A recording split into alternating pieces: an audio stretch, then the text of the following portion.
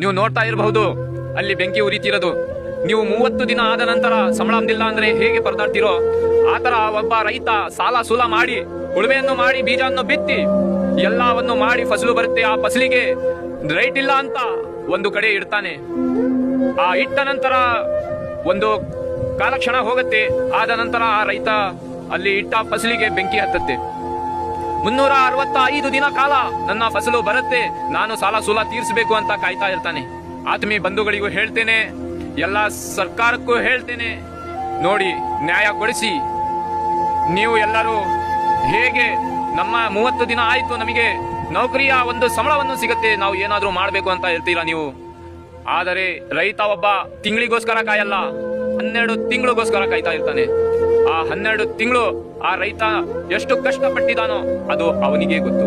ನಿಮ್ಮಲ್ಲಿ ಕೇಳ್ಕೊಳ್ಳೋದು ಏನು ಎಂದರೆ ಆ ರೈತನ ಮೇಲೆ ಏನು ಬೀರ್ತಿದೆ ಅನ್ನೋದು ಅದು ನಿಮಗೆ ಗೊತ್ತಾಗಲ್ಲ. ಅದು ಒಬ್ಬ ರೈತನಿಗೆ ಗೊತ್ತು, ಅವನು ಎಷ್ಟು ಕಷ್ಟಪಟ್ಟು ಸಾಲ ಸೂಲ ಮಾಡಿ ಬಿತ್ತಿದ್ದಾನೆ ಬೀಜ ಅಂತ.